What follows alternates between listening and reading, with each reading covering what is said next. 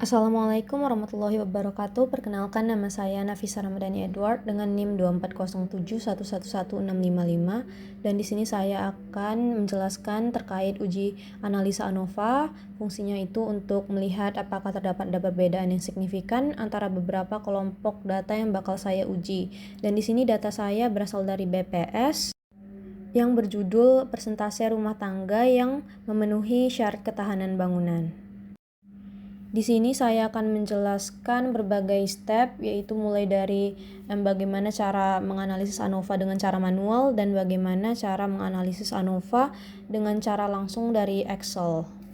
Yang dimulai dari perumusan hipotesis, perhitungan sampai interpretasi hasil uji sehingga nanti kita bisa dapat tarik kesimpulannya. Di sini saya udah punya data mentahnya dari BPS yang berjudul persentase rumah tangga yang memenuhi syarat ketahanan bangunan. Di sini ada 3 sampel, yaitu perkotaan, perdesaan, dan transisi. Di sini saya memakai cara one way ANOVA dan saya akan menjelaskan bagaimana cara analisis datanya pakai cara manual dan cara langsung pakai Excel. Pertama-tama kita bagi dulu data mentah tadi menjadi Y1, Y2, dan Y3 sebagai representasi terhadap perkotaan, pedesaan, dan transisi. Dan tak lupa juga Y1, Y2, sama Y3 tadi kita kuadratkan. Lalu hasilnya kita jumlahkan setiap masing-masing kolomnya. Di sini kita bisa langsung masuk ke cara manualnya. Yang pertama kita analisis hipotesisnya terlebih dahulu. Di sini saya buat hipotesisnya sebagai H0, mu1 sama dengan mu2 sama dengan mu3. Untuk H1-nya itu berupa salah satu tanda sama dengan tidak berlaku, yang artinya kalau misalnya mu1 tak sama dengan mu2, artinya sampel 1 tak sama dengan sampel 2. Yang nantinya kita bisa tarik kesimpulan bahwa H0-nya itu ditolak dan H1-nya itu diterima, maupun sebaliknya. Dan di sini ada tabel bantu berupa N atau jumlah data, terus ada sigma Y kuadrat, sigma Y kecil kuadrat, dan Y bar. N ini merupakan jumlah data, yaitu perkotaan, pedesaan, transisi, lalu dijumlahkan. Untuk sigma Y diambil dari data mentah yang telah kita jumlahkan tadi. Untuk perkotaan itu ada 3438, dan untuk pedesaan ada 3164, dan transisi ada 3276. Tak lupa semuanya itu dijumlahkan. Untuk sigma Y kuadrat juga diambil dari penjumlahan data mentah yang telah kita lakukan tadi, lalu totalnya semuanya akan dijumlahkan. Untuk sigma Y kecil kuadrat didapat dari sigma Y kuadrat dikurangi dengan sigma Y, lalu dibagi dengan jumlah data. Cara ini diaplikasikan untuk ketiga sampel. Dan tak lupa juga untuk sigma Y kecil kuadrat dijumlahkan. Untuk Y bar didapatkan dari rata-rata ketiga sampel. Pada Excel biasanya kita menggunakan shortcut average, lalu kita akan blok seluruh data pada sampel pertama. Hal ini diaplikasikan untuk ketiga sampel dan tak lupa juga untuk dijumlahkan. Selanjutnya adalah analisis ANOVA manual. Yang pertama adalah menentukan jumlah kuadrat sumber varians. Untuk A, kita mencari jumlah kuadrat total atau JKT.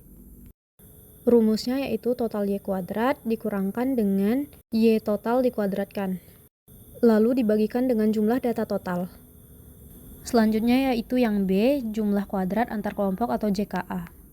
Rumusnya yaitu penjumlahan dari Y total dikuadratkan, lalu dibagi dengan N total, lalu dikurangkan dengan Y total dikuadratkan dibagi dengan N total.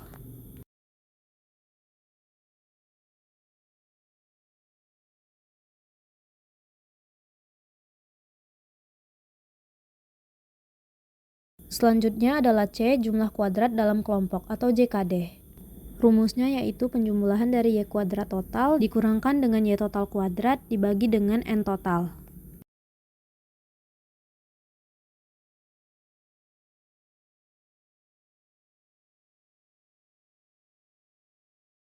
Tahap kedua yaitu menentukan derajat bebas.